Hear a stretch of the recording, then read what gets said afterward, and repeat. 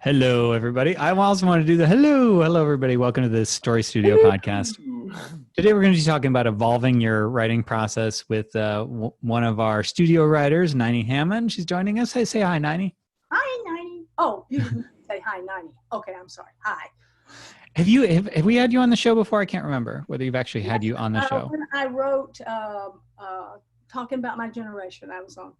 That's right. Typing about my generation. Well, talking something, whatever. You're doing something with your generation. I'm doing something.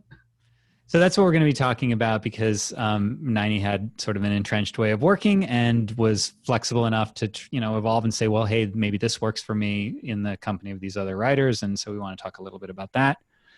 And, but are we going to do anything cool first? Do anything cool? Dave has something cool. He just restarted his computer. Took him like an hour. That had to be fun. Dave, instead of something cool for you right now, can we just do, I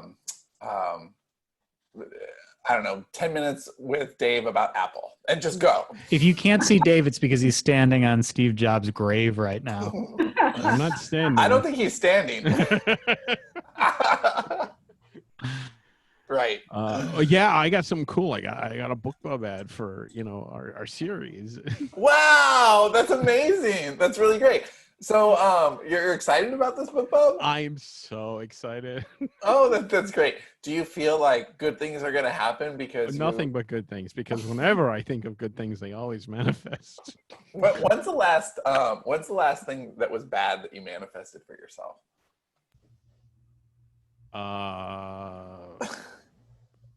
I don't know. I'm either psychic or I'm causing things to happen if you missed that nugget. Yes. Can you tell that story in lieu of something cool? Oh, wait, no, you said something cool. It was your Bookbub. Never mind. Yes. Really good. I'm really glad. I like the transformation you've had in the last two episodes. This is good stuff. Well, Johnny, while I was waiting for my Mac to restart, I did 5 pounds of cocaine, so I'm now happy. 5 pounds. Yes.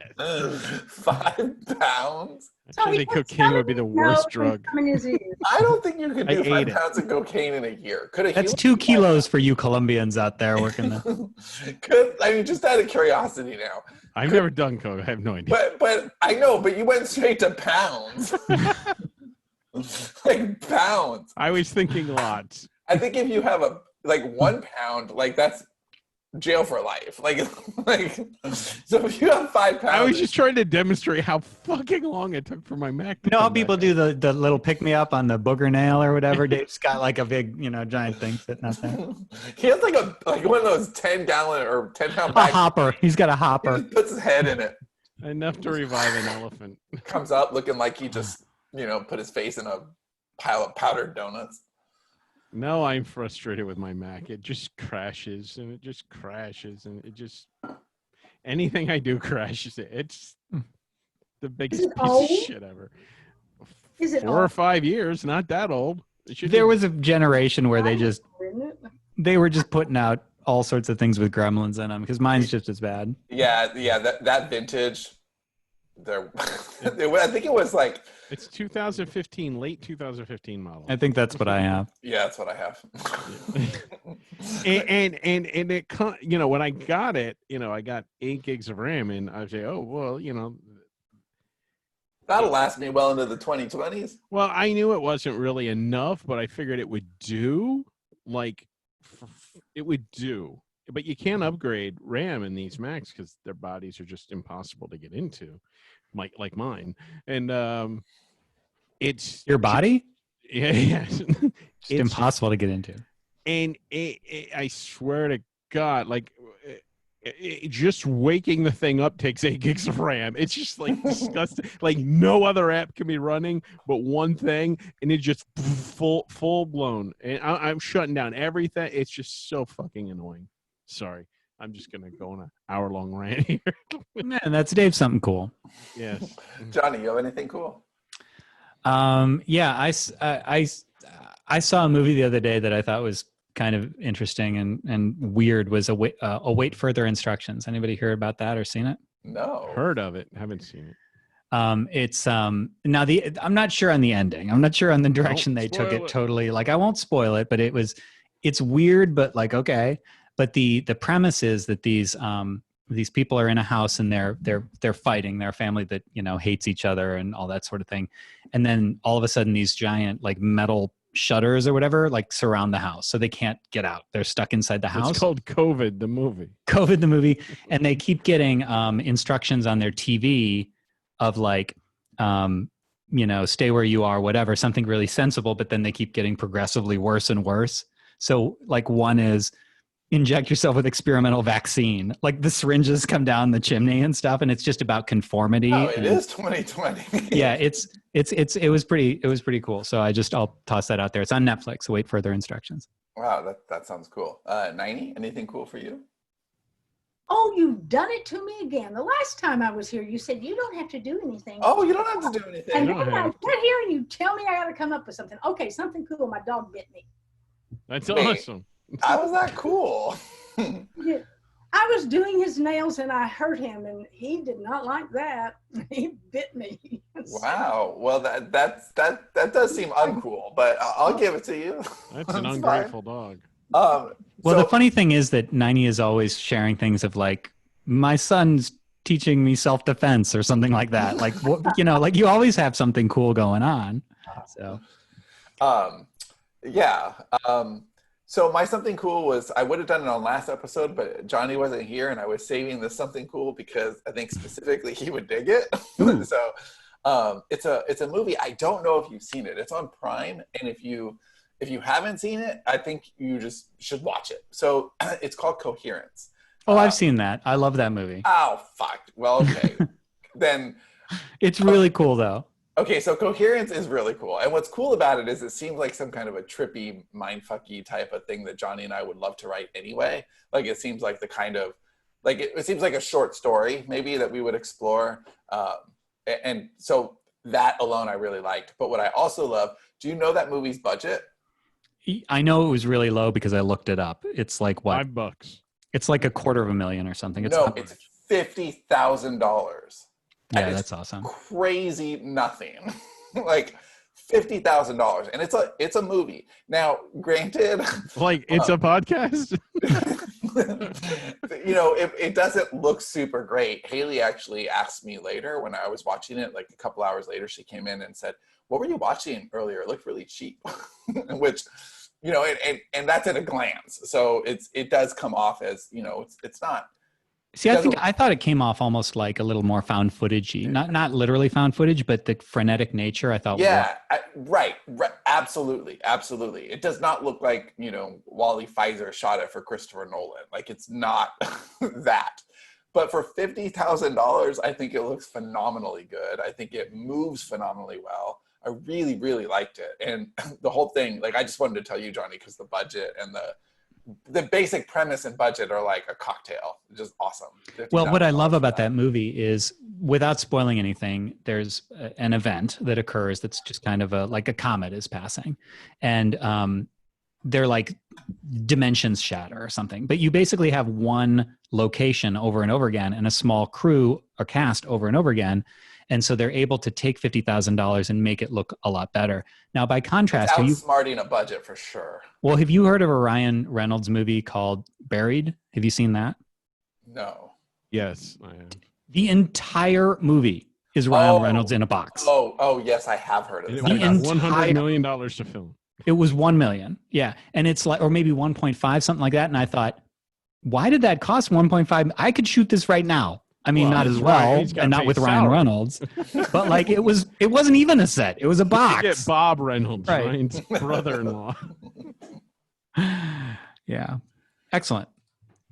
Okay, and Dave gave his, and Ninie gave hers with the dog bites. Okay, so let's talk about evolving your writing process. What's the best way to begin with this? Probably, maybe Ninie, you tell us sort of what your old process used to be. Maybe that's a good way to do it. Well, you talk about processes because you have the language and you've learned this is a process. I just knew that I wanted to write a book, so I sat down and I did. And I didn't know how. I had been a journalist for 25 years, so I knew how to put a sentence together. But I didn't know how to write a book. I didn't know anything. So I just did it and evolved a way to do it. How long ago was this, Ninie? Sorry to interrupt, but how long ago was this that you were figuring this out? 2005, probably 12, 13 years ago, maybe a little longer. Okay.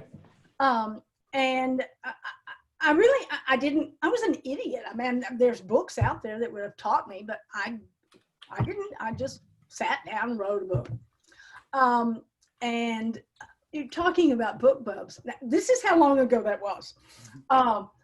I got 6 of my books back. I had a small publishing house, and I bought the rights back, and then I self-published. So I published them all in 2014, in August of 2014, and I put one of them up for a Bookbub because that's what some book I read said to do. I got a Bookbub every month for every book I had. That's how long ago it's been. I gave them away.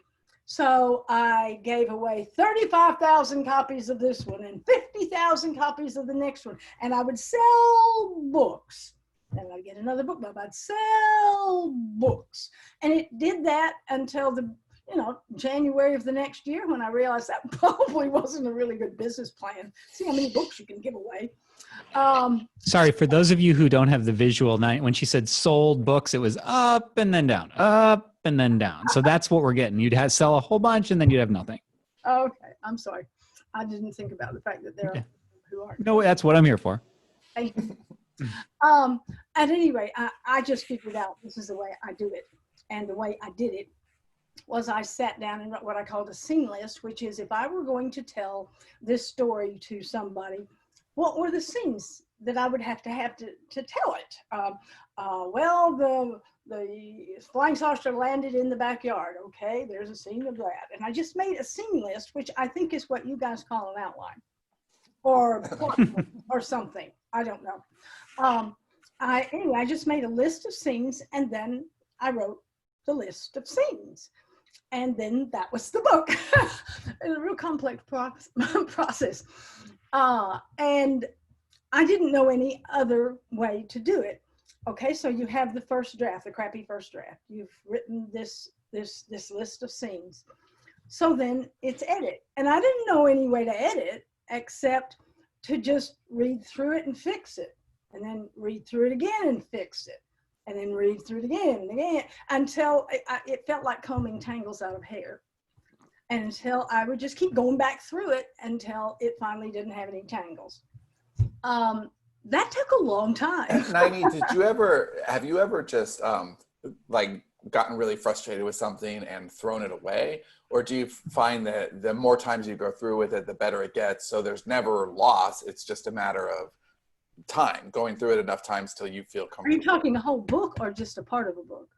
Well, like a substantial part of the book. So like let's say Dave's writing an 80,000 word book. He may get to the 50,000 word point and hate it and start over.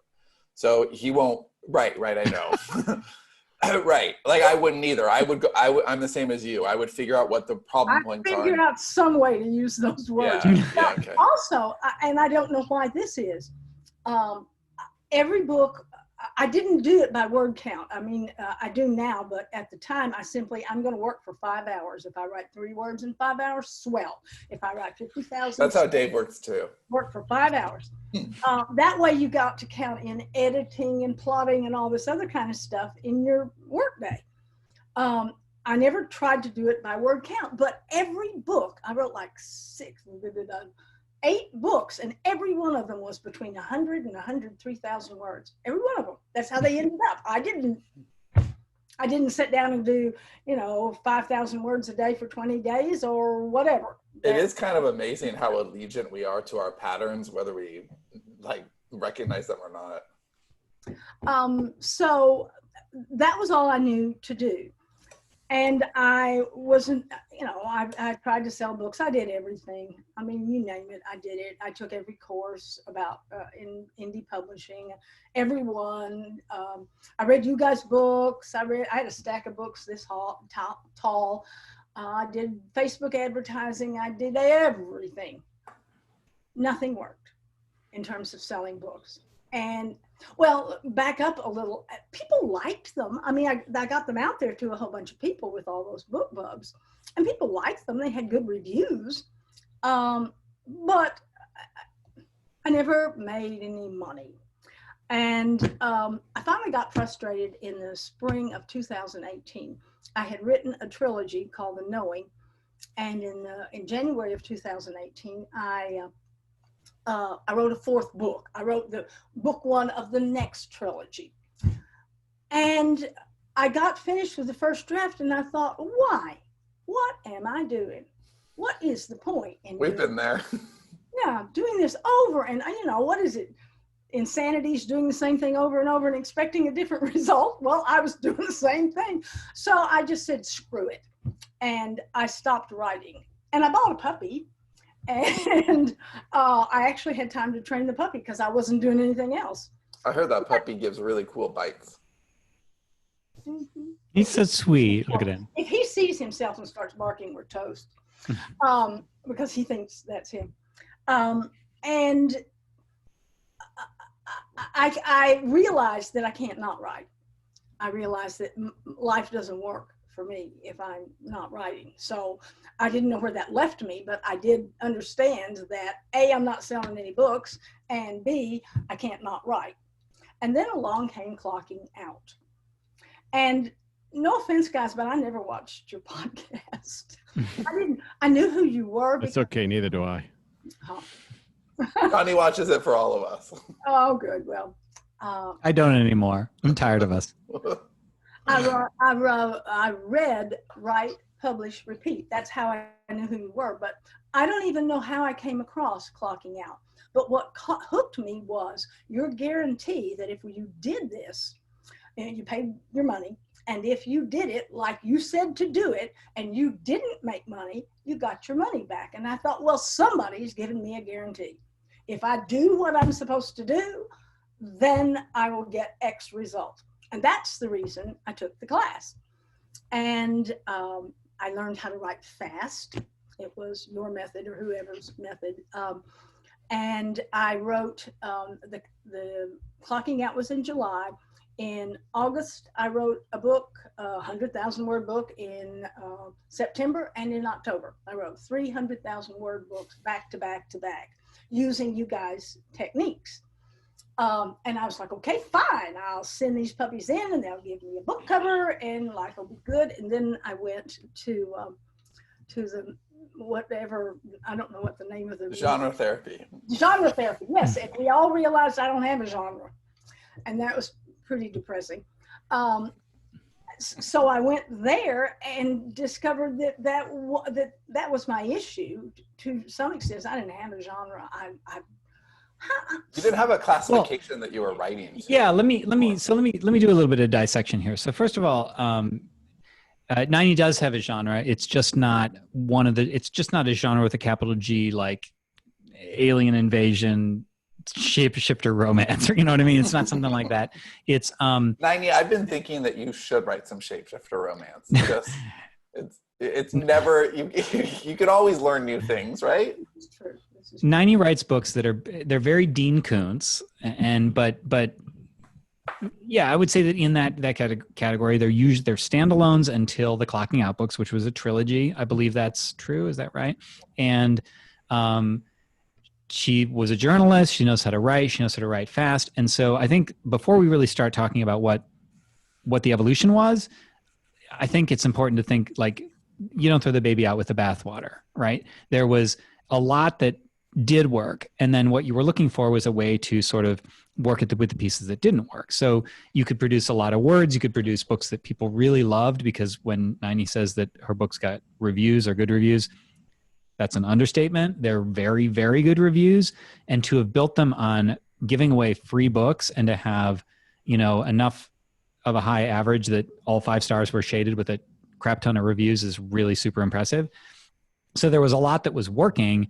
And then I think the first step of evolution is knowing sort of what's worth evolving and what isn't worth evolving. And it sounds like in this case, sort of the commerciality, the marketing funnel stuff, the selling the books was what needed to change. But the writing, like the bedrock was really, really good.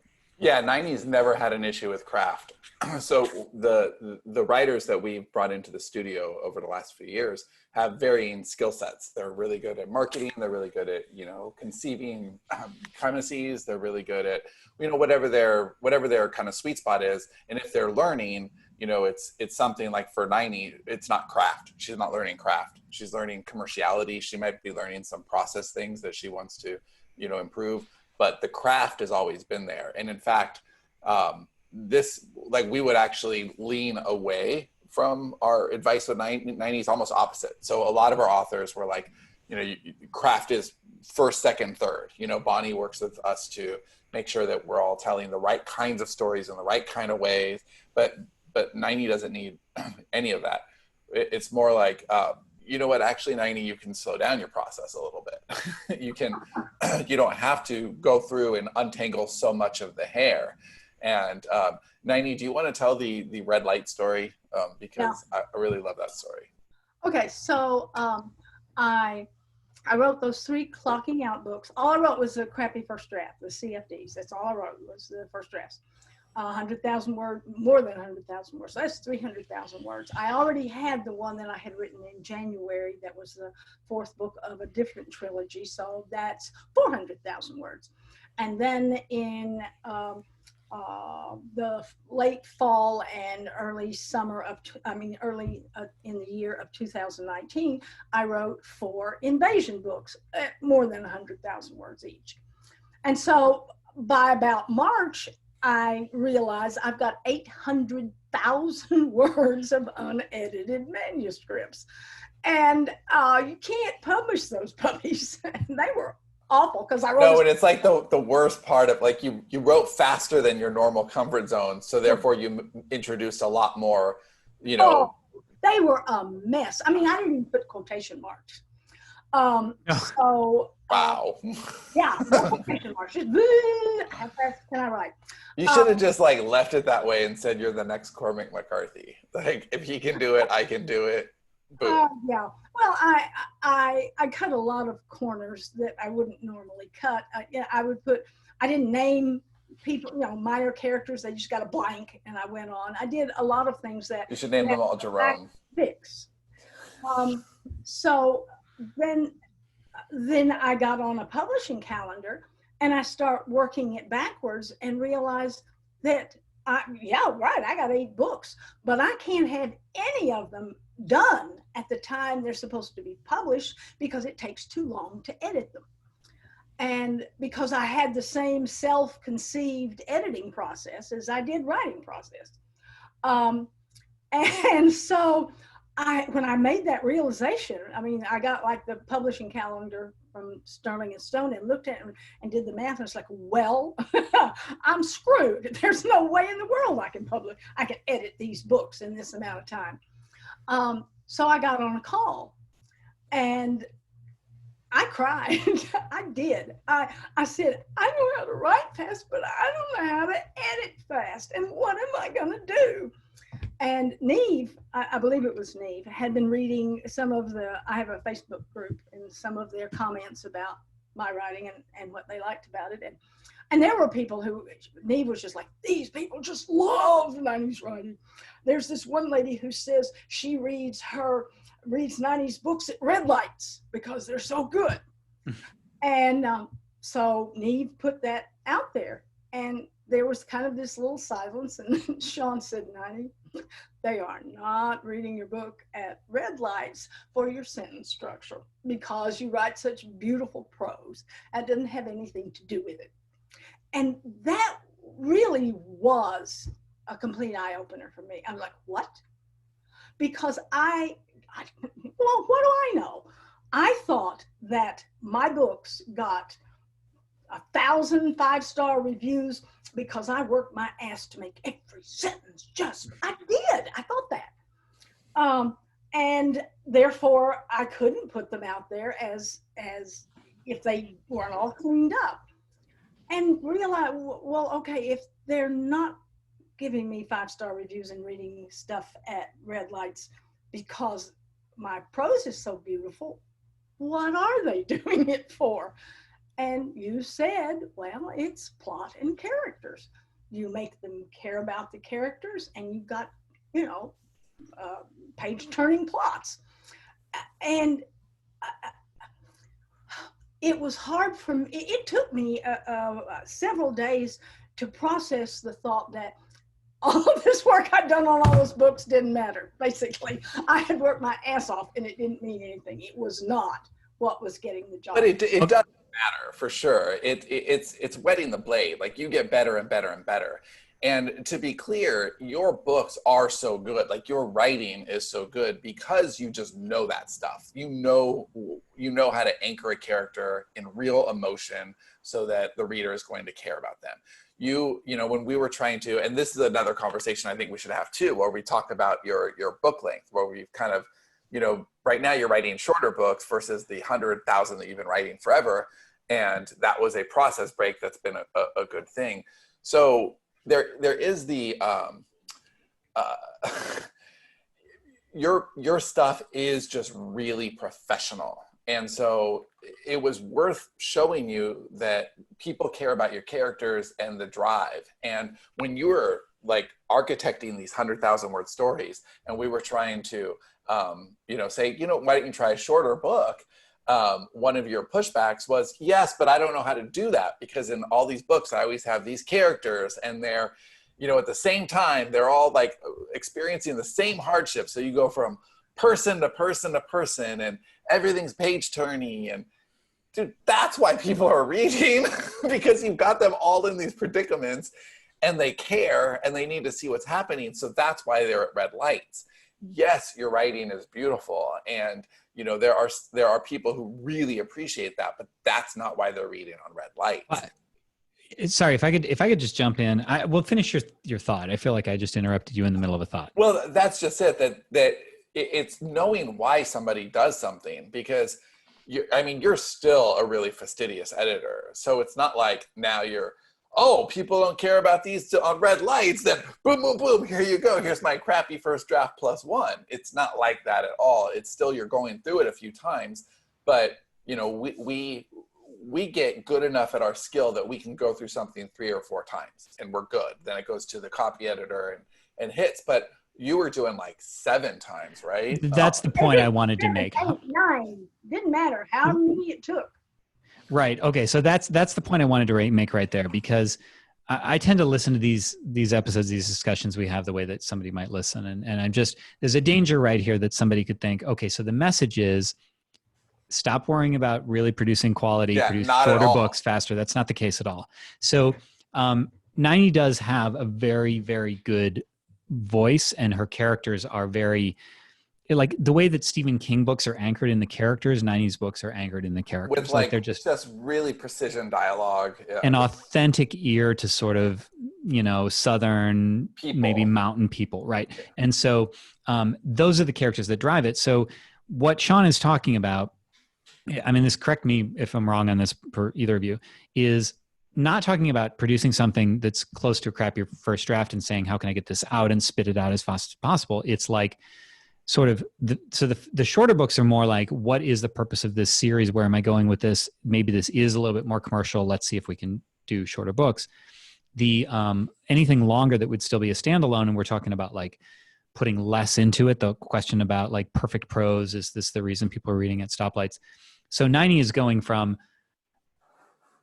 perfect +10 to near perfect, right? So it's not like the books are still really, really, really good, really pristine. So Ninie's 80% is, you know, better than most people's 100. Like it's just a fact. There's a precision to her writing, but like when she gets to that 3rd draft, right, it's good, and she could do a 4th draft and a 5th draft and a 6th draft, but every single one. But then you're just nudging things around and not improving. Right. You're just moving them around. Right. And that honestly becomes more for Ninie than the reader, because it's giving her security. But most readers, the difference between draft 5 and 6, most readers aren't going to get 99% of the changes you made. Like, they just aren't aware of them. And so instead of going through it 3 more times, could you have written another story in that same amount of time? Well, of course you could. You've proved it. So you know, getting your process on the post-production to a way where you're away from your perfectionist tendencies and knowing what readers actually care about was great. And then another process improvement, and we could talk about that too, is word length. Well, yeah, that's what I was going to say. I said, okay, I said, this is how I edit. And then I said, well, how do you edit? Because I didn't know how anybody else did it. And when I found, I mean, various people gave me input. One of them was Bonnie, one of them was you, different things they did. And I came up with, I didn't realize I had it up here, that my new editing process is a crappy first draft, a second pass, a third pass, and it goes to Sean. And the things I do in the second pass, I mean, Bonnie said, she said, you can't rewrite every single chapter. And I thought, can't? I do. So she said, so does Dave, for different reasons. She said, you read through it and see what needs work, and then go back and fix that and prioritize. And it was wonderful. It was this kind of popcorn session in one of our Zoom calls that I'm watching. Everybody's got a cool idea. Neve said, limit yourself to only a certain number of scenes that you will go back and work really hard on. You've only got so many. You can't do it on all of them. Prioritize. And I put all of that into a process, and it works. It works with 100,000 word books, and it works with the 50,000 ones. Well, I don't know about the 50,000 because I haven't edited them. I'm sure it will. But I published those 3 clocking out books, and I edited them using this process. And then after the first one was published, I was sitting there going, just waiting for the 1-star reviews, because I had not done but 3 drafts. Nobody cared. Nobody cared. Right. You have, they're all 5-star reviews. I think you have a couple of 4 stars, right? Which there's always a couple of 4 stars. Like, that's just fine. Nobody shit on your book. Like, no. Right. And the second one and the third one and the fourth one. And the fourth one I wrote and edited that whole 100,000 word book in a month. It's insane for me. I don't know, it may not be insane for you, but it's insane for me. And I just, the whole time I'm sitting there waiting for the blow, waiting to open up and see all these 1-star reviews saying this book sucks. Well, they haven't happened yet. So. Yeah, have you seen even one? I mean, I've not read all your reviews. I've read plenty of them, but I've not seen anything that's like, well, Ninie's not as good as she used to be, right? Like, there's just none of that because, again, you go back to the percentage of readers. Most readers are not writers, and they're not picking apart the language, and you already have such proficiency. It's just, what it really comes down to is word choice. Oh, I would say that differently, but it doesn't affect the story. And that's why it was so good. What Ninie said about limit yourself, pick some and work your butt off on them, because that'll make you feel good. But you've only got a certain number of them and a certain amount of time to spend on it. And in all of those books, the first one's got like 79, I don't know, they probably got 150 or so reviews. I've got about 3-4 stars. The rest of them are 5 stars. Yeah, that your ratio is just phenomenally good. And well, also I've got a bunch of really, really cool readers who just would read they'd read my grocery list. They're just really solid. But they don't care where you and put you the got commas them in between from carrot and celery. And you got it from stumbling through. Like, I think that's worth pointing out too, is that shipping always matters more than perfectionism. And so, quote unquote, like, now you were a little disparaging about your process. Well, I didn't know what I was doing. Well, not knowing what you were doing, you produced like a dozen books that have a shit ton of really good reviews. So something works there. And I think the number of people who sit there and hem and haw about, well, hold on, what's the right way to do it? Like, that's the opposite end of this. And yeah, that's look how much you're optimizing now after being at it for a long time and having a whole catalog. You're still like, how can I tweak it? And looking at it as a business, because that's expensive. If you're going through it all these times, that becomes really expensive. You are creating less product and having less fun. Mm-hmm. Because I'm sure that the 6th draft is not as much fun. Like, by that time, it's pretty tedious. When I was doing the writing out my junk, whatever the name of the book was that I did. Joel, I put it out there because I thought one of the chapters should be, how do you, what do you edit? You know, how do you start writing?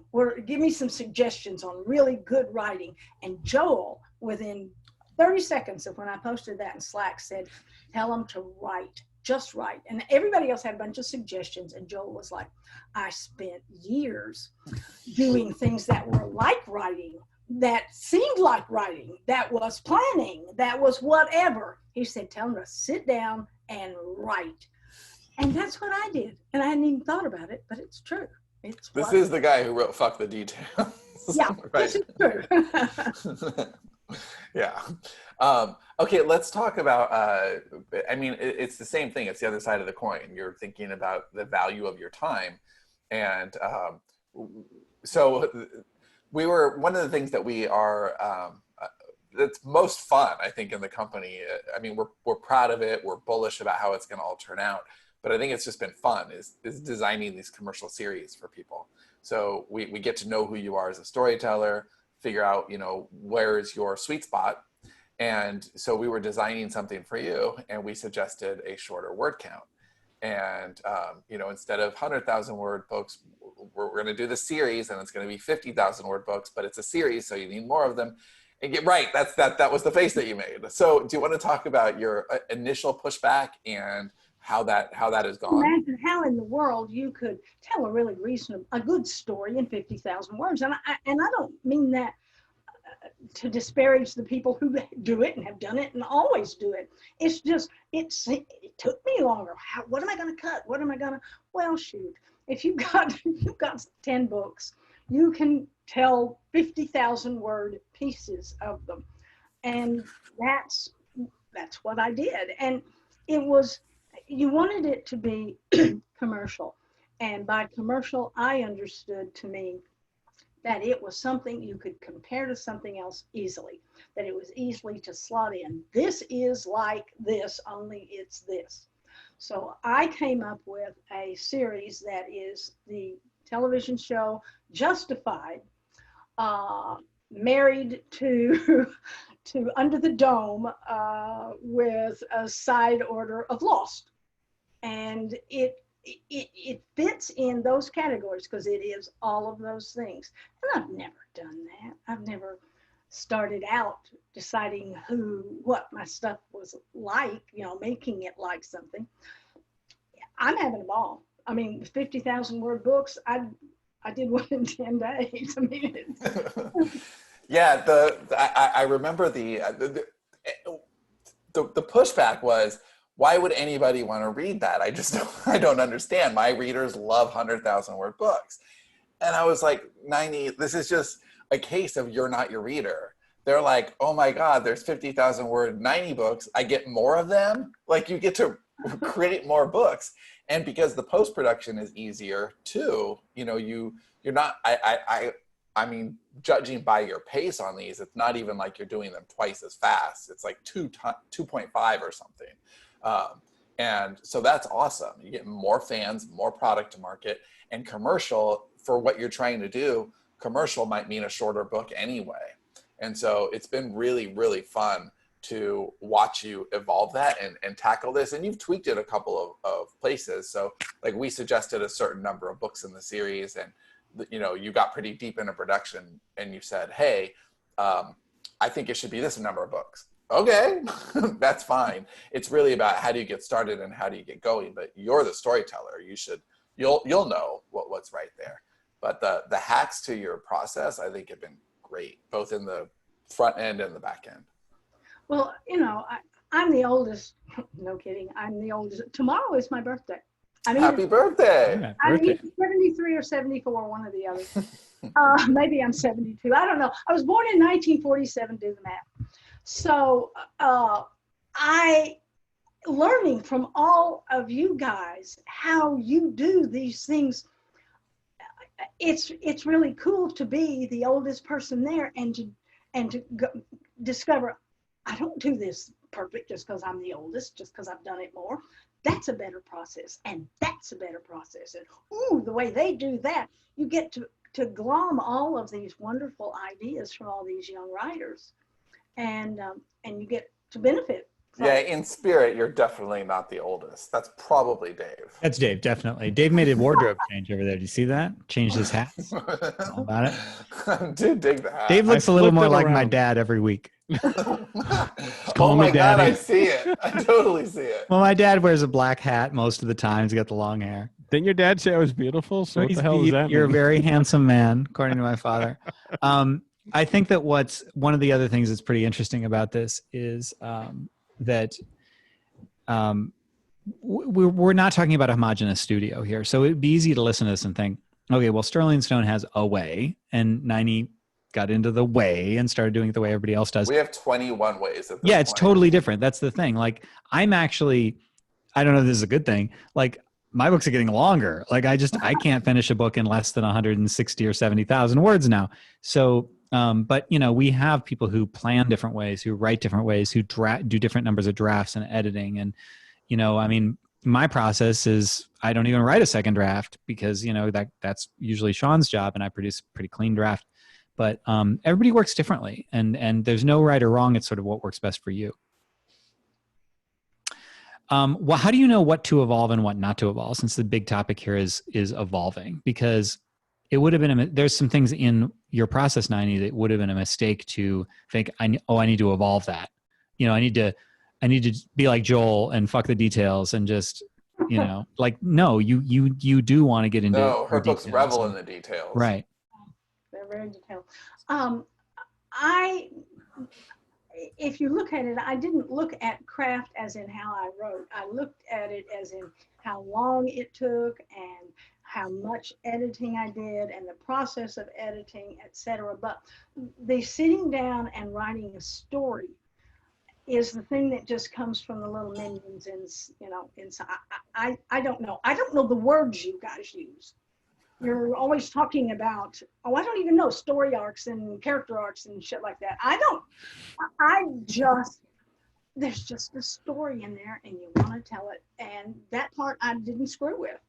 I have a question that has nothing to do with your process, but I'm just interested. So has your amount of swearing gone up since hanging out with us? Like, think? You're Yeah. a bad influence. yeah. There was this fun moment where this is my view, because I was at this famous genre therapy thing. I don't think that Ninie decided to start swearing more or anything. I think it was like we gave her permission. Because like we went to this restaurant and like it suddenly got loud. She's like, I can say fuck all I want. And it was pretty fun. And she was like, well, my husband's going to say you corrupted me. And he would have said that.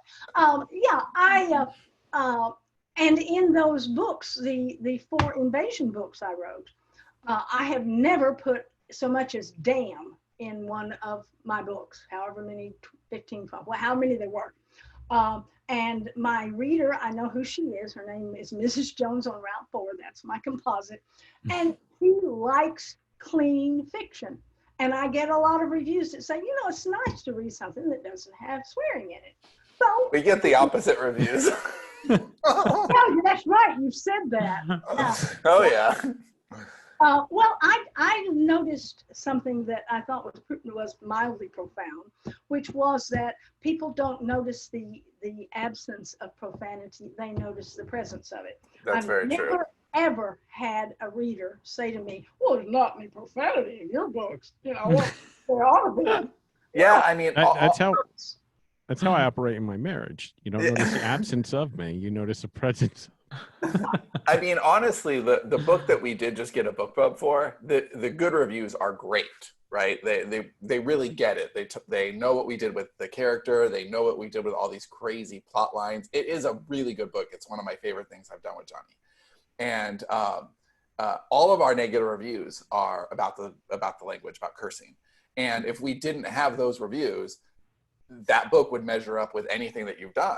You know, it's all 5 stars. I hate those reviews. 1 star because there's profanity. So there's no merit to the story or the artistic. No, you are a moron if you use bad words. So it's a terrible story. Right. You're stupid. And we have characters, like there's one character, Simon, who I know people really had a problem with his language, but he's a monster. Like he's a narcissistic monster. And these are the words he would use. And I would always rather have my 1-star reviews and be able to tell the stories that I want to tell in the way that I want to tell them. But it is a fact. Like Ninie's totally right. People will notice the swearing and not. I'm thinking maybe we should even like start putting explicit, tag, because and people know. So, I wrote a book called Sudan. It was one of the first ones I wrote, and if it were a movie, it would be rated R for sexual situations and violence. But there's still not a single cuss word in it, and I've never had anybody complain. It's brutal. It is about slavery in Sudan, and it has horrible rape scenes, and I mean it's grim. But not one of the Mrs. Joneses out there complained about that. I do want to tell about the fact that I gave myself permission to put obscenities in the 4 invasion books, which I have yet to edit, partially because we were thinking about putting me in a different pen name, and that would kind of set them apart. I am now going to take out profanity. I've already edited the first one. Except for the fact that one of the characters is in a prison. And if you people don't get it, that prisoners don't say, oh, gee whiz. So it sounds just like prisons, you motherfucker. Yeah, if I read a prison book or a scene that had a scene in prison and there was like that, shut the front door, like I would throw the book out. I have a question.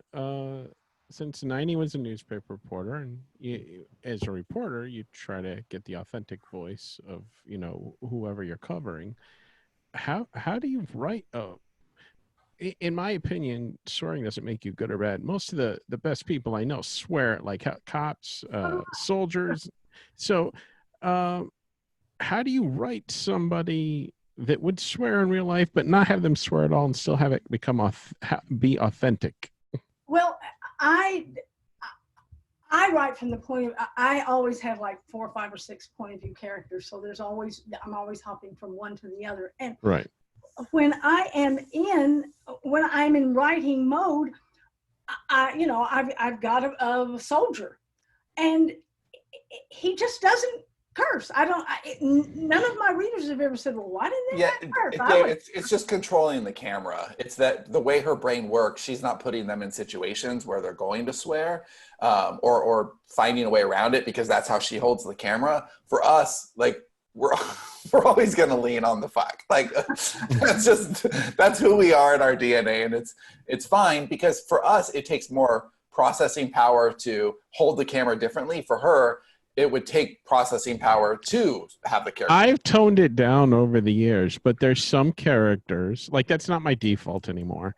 But there are many characters that we have that there's no way this guy isn't, saying or thinking just horrible things. That's true, but I will say that there is less swearing in our final versions of all of our books than what is in the rough. I'm curious about something with you guys with profanity, because I don't know if this is just me, but I find myself noticing what feels like maybe I'm just getting older and this is just one of those things, but I swear I'm noticing what feels like an excess of profanity. It feels like somebody added a bunch of extra stuff just to add it with TV. Yes. Yeah. It's just like, oh my God, that's just too much. It's not even authentic. It's too much. It is. I would say that our books now have less swearing than they did 8, 9, 10 years ago. And it's seasoning. Like it has to be. Well, with Mauricio, you just dumped it on. and you know what? I still will with that character, because there should be. If that's part of who he is, you have to. Yes, but characters. But I imagine even now my approach to the character will be a little more restrained. But the character's older too, so he could be more restrained. It could be part of the character. Anyway, I think that swearing is an authentic thing. Like you want to have it in there when it's there, if that's the kind of storyteller you are. It's not right or wrong. The right or wrong. When you add fuck every other word, and it's not that character, it's too much. You skipped out a little bit there, Tony. There's not any sexuality in my books. Not because I don't know what sexuality is. I've got a lot of kids, but a whole lot of kids. But it's just not a way that I tell stories. I mean, and there is, I guess it's the movie thing that you can have the kiss and then the next morning and we're getting up for breakfast. You get the same thing. You understand what happened. You don't have to describe it. If you're the kind of storyteller who does, go for it. But I'm not. Yeah, I'm consciously removing sex scenes from our writing because I've never felt very comfortable writing them. They usually feel awkward. I become too self-aware, I think, when I'm writing a scene. So I pull it back to where it's about to start or whatever, or just a tiny bit. But I mean, in the beginning, I felt like, well, I've got to write the whole thing. It's got to be authentic. Can we talk about White Space season 2? Do we really want to? Are you going to tell that? I don't know if you're going to tell the story if that was just an empty taunt, because I had a question. You can. I don't care. No. No. Dave just took things very far. It's I'm glad he's showing some restraint in these more mature days. Yeah. Dave does like to take an oblique angle to story sex scenes and say, well, here's what I could do. I'm not into that. What can I do that's more extreme? Okay. So this is, we've talked about everything. We're at the closing down and everything, but I do want to ask this. So speaking of what to include with content and stuff, I thought of this. Ninie, how many of your books include spiders as a dominant element? Because I feel like it's a lot more than just the one or two I've seen. Oh, I don't know. I never went back and counted. For those, is all of them an answer? I'm offended by spiders. I am the single most arachnophobic person you have ever met. And I've told your stories to all my family. Well, the second book in the Talking Out series, I'm sorry, it had to have spiders because this little girl was trapped in a car and she didn't understand why the wasps were stinging her, and a spider came and made a web and protected her. And so he became her protector. Well, she gets this, she has a split personality, and one of them is the spider. So, I mean, it had to be. And so I can't look at a picture of a spider. I cannot look at a picture. So. Remember that time I dropped that picture of that spider in general in Slack? And then you didn't come back on Slack for like a month. Okay. I don't remember that part, but I know I would have. So, but I had to know specifics because this wasn't just a spider. This was an entire room, a ballroom full of every kind of imaginable poisonous spider you could think of, and a woman who thinks she is a spider. And so I got very interested in your book. Well, you had to do research. Okay, so you Google, what are the 10 most poisonous spiders in the world? What you will find is Google will open up with pictures of spiders. They can't just give you words. They put pictures, and some of them even have a stupid video that suddenly, here is this mother spider eating her young, and I couldn't look at them. I couldn't. So, but I had to do the research.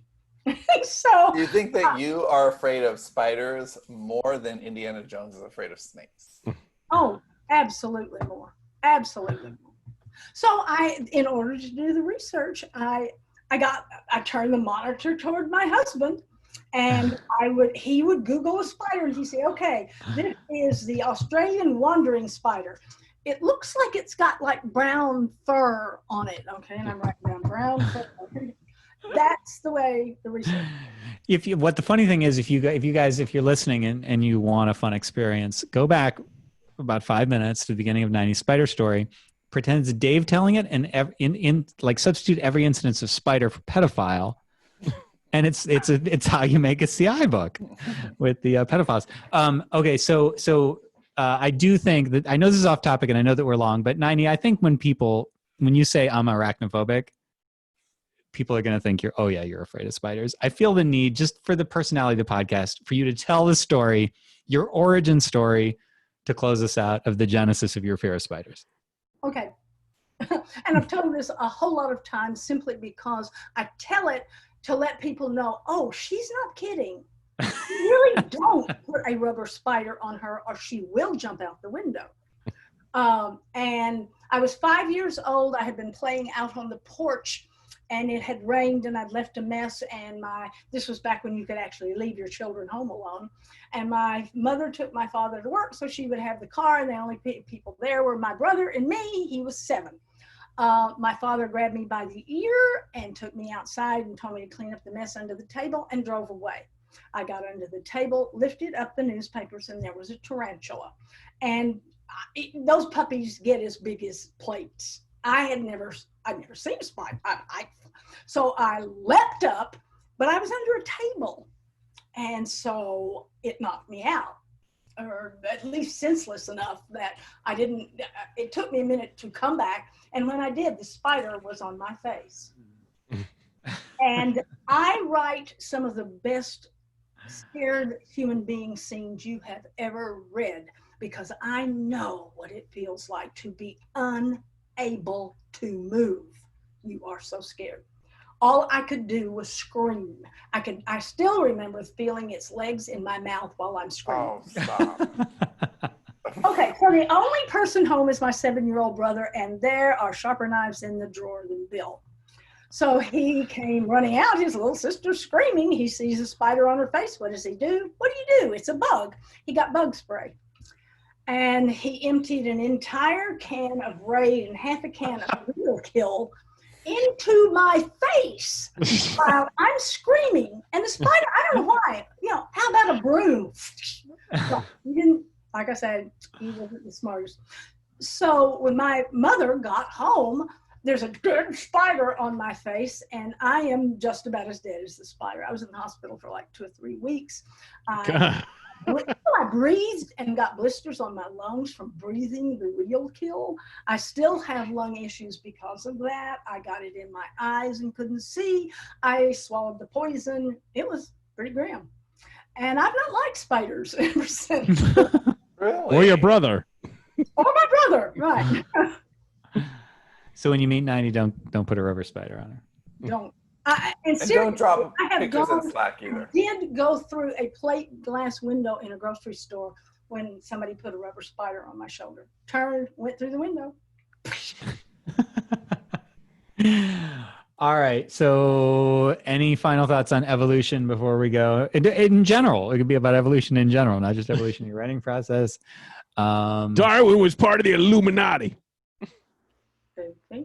No. Well, the thing I would like to say in parting is I'm 74 or 5 something. I'm old, and writing is something you can keep doing. This is a creative process that you can do until you drop over dead, and there aren't many professions you can say that about. Okay. And I did the math, and apparently you're going to be 73. So now you can tell people. Oh no, I won't remember it tomorrow. All right. It's been too many miles off. All right. Well, thank you, Ninie, for being on. Thanks, everybody, for listening. And I don't know what we got next.